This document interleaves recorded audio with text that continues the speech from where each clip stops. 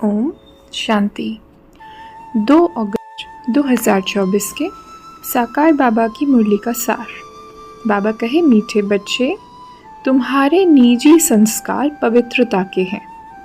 तुम रावण के संग में आकर पतित बने, अब फिर पावन दुनिया का मालिक बनना है।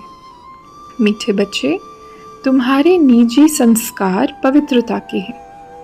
तुम रावण के संग में आकर पतित बने, अब फिर पावन दुनिया का मालिक बनना है।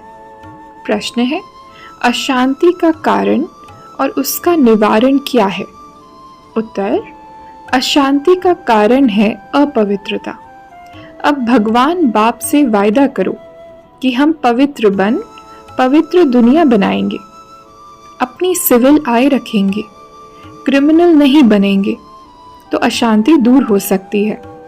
तुम शांति स्थापन करने के निमित्त बने हुए बच्चे कभी अशांति नहीं फैला सकते। तुम्हें शांत रहना है, माया के गुलाम नहीं बनना है। ओम शांति। बाबा कहे, अब बाप बच्चों को कहते हैं, हमने 5000 वर्ष पहले भी तुमको समझाया था। हम आते ही हैं तुम बच्चों को आधा कल्प सुखी बनाने, फिर रावण आकर तुमको दुखी बनाता है।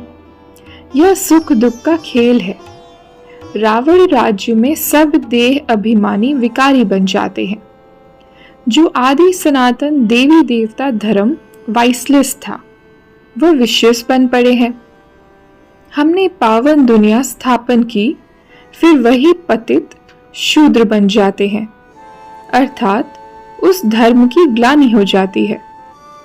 अपवित्र बनते तो अपनी ग्लानि कराते हैं। विकार में जाने से पतित बन जाते हैं। अपने को देवता कहला नहीं सकते हैं। स्वर्ग के बदले नरक हो गया है। तुम बच्चे अपने को देखते रहो कि हम सर्व गुण संपन्न बने हैं। हमारी चलन देवताओं मिसल है। देवताओं के राज्य में तो विश्व में शांति थी। अब फिर तुमको सिखलाने आया हूं, विश्व में शांति कैसे स्थापन हो, तो तुमको भी शांति में रहना पड़े। शांत होने की युक्ति बताता हूं कि मेरे को याद करो तो तुम शांत हो, शांति धाम में चले जाएंगे। कोई बच्चे तो शांत रहकर औरों को भी शांति में रहना सिखलाते हैं। कोई अशांति कर देते हैं, खुद अशांत रहते हैं तो औरों को भी अशांत बना देते हैं। अशांति होती ही है अपवित्रता से। यहाँ आकर प्रतिज्ञा करते हैं, बाबा हम आपका ही हूँ, आपसे विश्व की बादशाही लेनी है। हम पवित्र रहकर फिर विश्व के मालिक जरूर बनेंगे। फिर घर में जाते हैं तो माया तूफान में ले आती है, युद्ध होती है ना। फिर माया के गुलाम बन पतित बनना चाहते हैं। तुम्हारे संस्कार हैं ही पवित्रता के। अब अपवित्र बने हो, फिर पवित्र बनना है। बाप पवित्र गृहस्थ आश्रम बनाते हैं। हेवन में जाने के लिए फिर दैवी गुण भी चाहिए। क्रोध नहीं होना चाहिए। क्रोध है तो वह भी जैसे असुर कहलाएंगे। बड़ी शांत चित्त अवस्था चाहिए। क्रोध करते हैं तो कहेंगे इनमें क्रोध का भूत है। जिनमें कोई भी भूत है वह देवता बन न सके, नर से नारायण बन न सके। देवता तो है ही निर्विकारी। यथा राजा रानी तथा प्रजा निर्विकारी है। भगवान बाप ही आकर संपूर्ण निर्विकारी बनाते हैं। धारणा के लिए मुख्य सार। पहली पॉइंट, बाप से पवित्रता की प्रतिज्ञा की है तो अपने को माया के वार से बचाते रहना है। कभी माया का गुलाम नहीं बनना है। इस प्रतिज्ञा को भूलना नहीं है, क्योंकि अब पावन दुनिया में चलना है। दूसरी पॉइंट, देवता बनने के लिए अवस्था को बहुत शांत चित्त बनाना है।